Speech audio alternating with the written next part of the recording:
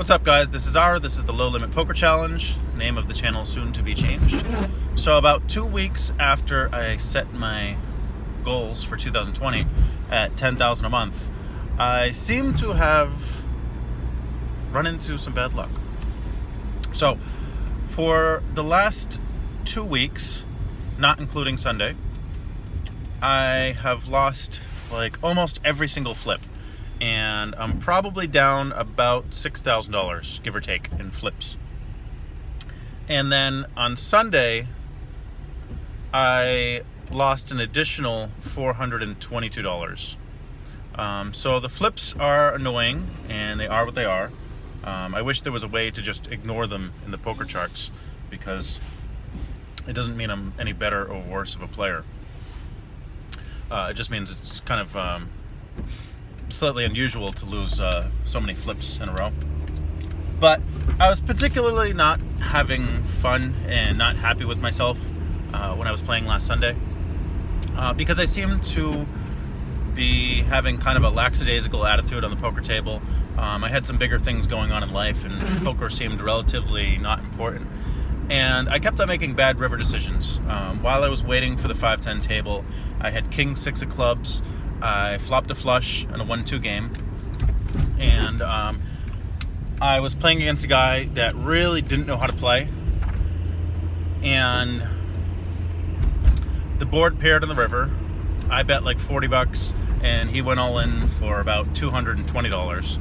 And I think against every other player on the table, I would have folded, but I had just watched him play a couple hands, and of course I thought there was a chance.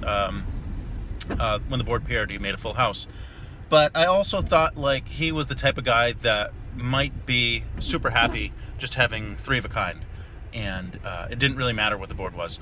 So I ended up making the call. That was the wrong decision. He actually did have a boat. He had queen 7. A queen came on the river, giving him a full house.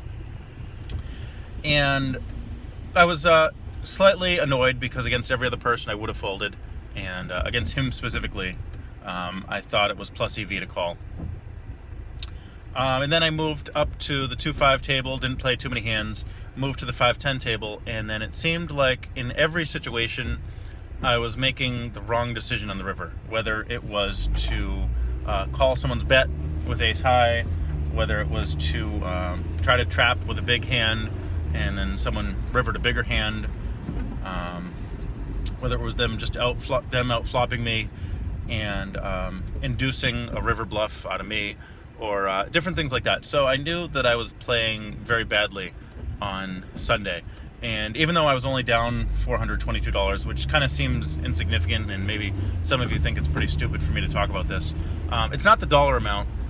It's that I was losing in a different fashion than I had been losing in the last few weeks, and in a very different fashion than I'd been playing in the last few months.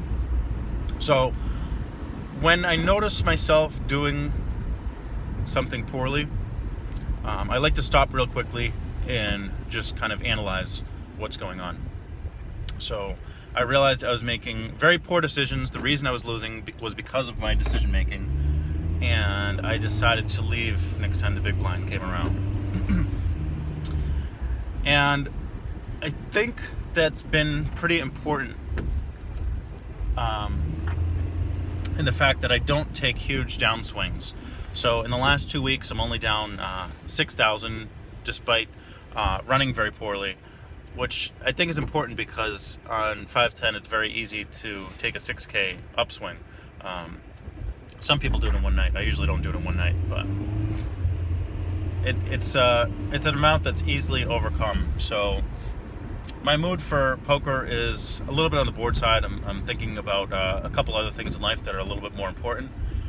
But as far as poker goes, I'm disappointed I made those bad decisions. So this Saturday when I go to play, I'll kind of be focusing on having a little bit of fun, maybe having a drink while I play, and not really taking the game too seriously, and kind of going back to, in general,